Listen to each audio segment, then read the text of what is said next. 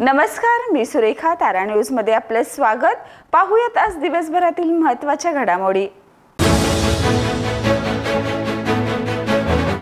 Thailand आणि त्याच्या शेजारील देशांना हादरवणाऱ्या भूकंपामुळे आतापर्यंत 694 जणांचा मृत्यू झाला असून 8 जण बेपत्ता असल्याचं अधिकाऱ्यांनी सांगितले.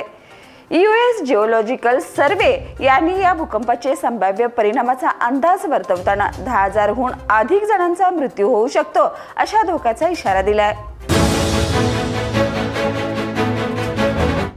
महापुरुषाची बदनामी आणि इतिहास अभ्यासक इंद्रजित सामंत यांना धमकी दिल्याप्रकरणी अटकेत असलेल्या प्रशांत कोरटकरवर काल कोल्हापूर सत्र न्यायालयातच वकिलांनी हल्ला केला. रुकडी येथील ॲडव्होकेट अमित भोसले यांनी कोरटकरला चपराक लगावली होती. तेच वकील अमित भोसले यांचा आज शिवसेना उद्धव बाळासाहेब ठाकरे पक्षाच्या वतीने सत्कार करण्यात आला.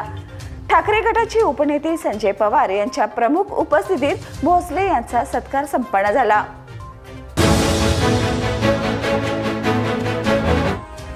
शिवाजी विद्यापीठातील भरती प्रक्रियेत झालेल्या भ्रष्टाचाराच्या आरोपामुळे मोठी खळबळ उडाली आहे. या प्रकरणातील दोषीवर तातडीने कारवाई करण्याची मागणी ॲडव्होकेट वीरेंद्र इचलकरंजीकर यांनी केली आहे. भ्रष्टाचार रोखण्यासाठी कठोर पावले उचलण्याची गरज असल्याचं त्यांनी स्पष्ट केलंय. या प्रकरणावर विद्यापीठ प्रशासन काय भूमिका घेते याकडे सर्वांचं लक्ष लागलंय. कोल्हापूर शहरामध्ये रंकाळा तलावानजीक असलेले रंकाळा टॉवर चौकास मिळणारे रस्ते फुलेवाडी नाका ते रंकाळा टॉवर, खराडे महाविद्यालय ते जॉकी बिल्डिंग, कृष्णा मेडिकल दुकान ते रंकाळा टॉवर या तिन्ही मार्गावर अस्ताव्यस्त उभा राहणाऱ्या मोटर वाहनांच्यामुळे वाहतुकीचा खोळंबा निर्माण होऊन येथे रहदारीस अडथळा निर्माण होतोय. वाहतूक सुरळीत करण्यासाठी या मार्गावर नो पार्किंग झोन घोषित करण्यात आलाय.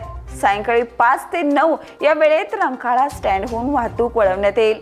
रंकाळा टॉवर परिसरात दुचाकी वाहनांसाठी विशेष पार्किंग व्यवस्था केली जाणार आहे.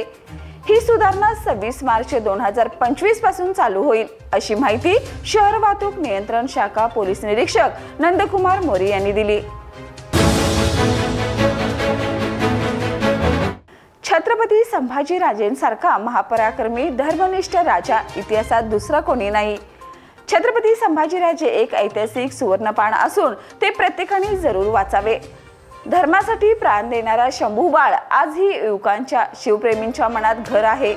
शिवरायांना छावा शेवटपर्यंत निडरपणे अन्यायाशी झुंजला पण झुकला नाही. अखेरच्या क्षणापर्यंत राजाचे क्रूरकर्मा औरंगाने केलेले हाल लोकांच्या मनात क्षणाक्षणाला शंभूप्रेम निर्माण करत असल्याचं प्रतिपादन व्याख्याते संभाजी बोने यांनी केले. अभिनेता सैफ अली खानवर चाकूने हल्ला करणाऱ्या शरीफुल इस्लाम शहजादाने मुंबई सत्र न्यायालयात जामीन मिळवण्यासाठी अर्ज दाखल केलाय. 16 जानेवारीला शहजादने बारामतीवरून येऊन सैफ अली खानच्या अपार्टमेंटमध्ये घुसून त्याच्यावर 6 वेळा चाकूने हल्ला केला. हल्ल्यानंतर तो फरार झाला. मात्र 19 जानेवारी रोजी ठाण्यातून त्याला अटक करण्यात आली आहे. कोल्हापूर सायबर कॉलेजचे 1980 ते 81 चे वर्गमित्र भेटले. 45 वर्षांनी एकत्र येऊन त्याने गेट टुगेदर साजरा केला. या गेट टुगेदर कार्यक्रमाचे अध्यक्ष VM हिलगे सर होते. या कार्यक्रमाची सुरुवात वृक्षारोपण करून झाली. त्यानंतर दीपप्रज्वलन करण्यात आलं. त्यानंतर सर्व विद्यार्थ्यांचे शिक्षक हिलगे यांनी सत्कार केला. या गेट टुगेदरसाठी एकूण 40 जणांची उपस्थिती होती. गुढीपाडवा हा हिंदू नववर्षाच्या स्वागताचा शुभ सण असून या दिवशी सोने खरेदी करणं शुभ मानलं जातं. मात्र यंदा सोन्याचे दर विक्रमी उच्चांक गाठल्याने ग्राहकांना मोठा फटका बसला आहे. जागतिक आर्थिक अनिश्चितता आणि वाढत्या महागाईमुळे दर वाढत असून काही ग्राहकांनी प्रतीक्षा करण्याचा निर्णय घेतलाय. तरीही गुढीपाडवा हा सकारात्मकतेचा सण असल्याने आनंदाने साजरा करणं महत्त्वाचं आहे. नुकताच राज्य सरकारने एक मोठा निर्णय घेतला असून 1 एप्रिल पासून वीज दर कमी होणार आहेत. महाराष्ट्र वीज नियामक आयोगाने मध्यरात्री उशिरा नवे दर जाहीर केले असून पुढील 5 वर्ष हे नवे दर लागू राहणार आहेत. वीज दर कपातीमुळे घरगुती ग्राहकांना दिलासा मिळणार आहे. वाढत्या महागाईच्या काळात वीज बिलाचा भार सर्वसामान्यांवर कमी होणार आहे. तसेच उद्योग क्षेत्रालाही याचा फायदा होणार आहे. उन्हाळ्यात विजेची मागणी वाढते, त्यामुळे हा निर्णय महत्त्वाचा ठरणार आहे.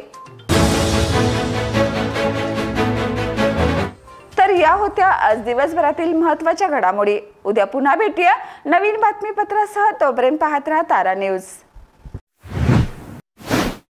बाळ, फ्रीजमधून श्रीखंड काढ ना. आम्ही पूर्वी घरीच बनवायचो श्रीखंड. त्याची चवच वेगळी होती. आता काय सगळं रेडीमेड. आजी, हे श्रीखंड खाऊन बघ. आज तुझ्या आईनं घरीच बनवलं की काय? हे आहे गोकुळचं श्रीखंड. अगदी जिभेवर रेंगाळणार. जिभेवरच नाही तर मनावरही रेंगाळणार. गोकुळ श्रीखंड, मनावर रेंगाळणार.